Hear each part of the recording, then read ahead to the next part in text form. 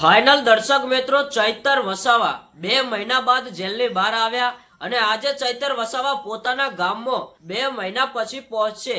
તો મિત્રો, શું અત્યારે હાલ મળતી માહિતી મુજબ નવા સમાચાર મળી રહ્યા છે? ઘણા બધા લોકો ક્યારના રાહ જોઈને બેઠા હતા કે ડેડિયાપાડાના ધારાસભ્ય ચૈતર વસાવા જેલની બહાર આવે. તો ફાઇનલ ચૈતર વસાવા આજે જેલની બહાર આવ્યા. ગુજરાત વિધાનસભાની અંદર મુલાકાત કરી. મિત્રો, ચૈતર વસાવા ફક્ત ને ફક્ત 3 દિવસ માટે જેલની બહાર આવ્યા છે અને ચૈતર વસાવાને મીડિયા સામે રજૂઆત કરવાની બંધી છે. ચૈતર વસાવા મીડિયા સામે નહીં બોલી શકે, એ પણ મિત્રો કોર્ટમાંથી રજૂ કરવામાં આવી હતી વાત. તો અત્યારે હાલ ચૈતર વસાવા પોતાના ગામ તરફ રવાના થયા છે અને આજે ચૈતર વસાવા 2 મહિના પછી પોતાના ગામ લોકોને મળશે, પોતાના ગામના મોટા મોટા વ્યક્તિઓને મળશે, પોતાના પરિવારને મળશે.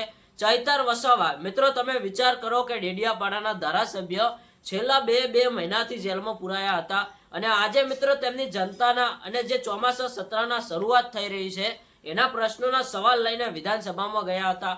આજે વિધાનસભામાં એમનો પહેલો દિવસ હતો. હવે ચૈતર વસાવા હજુ 2 દિવસ સુધી વિધાનસભામાં આવશે અને ફરીથી ચૈતર વસાવા પાછા 11 સપ્ટેમ્બરની સવારે જેલની અંદર જતા રહેશે અને 11 તારીખે તેમની ગુજરાત હાઈકોર્ટની અંદર જામીન અરજીની સુનાવણી થશે.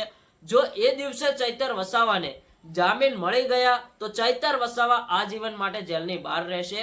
અત્યારે તો ફક્ત હવે 1 દિવસ તો પૂરો થયો, હવે ચૈતર વસાવા માટે 2 દિવસ વધ્યા છે. ઘણા બધા લોકો તો એવું કહી રહ્યા છે કે ચૈતર વસાવા ફાઇનલ જેલની બહાર આવી ગયા, પણ મિત્રો ખાલી 2 દિવસ 3 દિવસ માટે ચૈતર વસાવા જેલની બહાર આવ્યા છે. 11 તારીખે તો પાછું તેમને જેલમાં જવાનું જ છે. હવે જોઈએ છીએ કે 11 તારીખે તેમને શું ન્યાય મળે છે. એ દિવસે જો મિત્રો તેમની ગુજરાત હાઈકોર્ટની અંદર સુનાવણી થઈ અને ચૈતર વસાવાને જામીન મળી જશે તો ચૈતર વસાવા ફાઇનલ જેલની બહાર રહેશે અને તેમની ગરીબ જનતાના પ્રશ્નોના સવાલો ઉઠાવતા રહેશે અને તેમને ન્યાય અપાવતા રહેશે. અને જેમ મિત્રો કાયદેસર કાર્યવાહી કરતા હોય છે એમ ચૈતર વસાવા કાયદેસર કામો કરતા રહેશે. તો હવે તો ચૈતર વસાવા ફક્ત 3 દિવસ માટે બહાર આવ્યા હતા. તો જલ્દીથી ચેનલને સબસ્ક્રાઇબ કરો અને કોમેન્ટમાં લખો કે શું ખરેખર ચૈતર વસાવા આજીવન માટે જેલની બહાર આવી જશે કે નહીં આવે.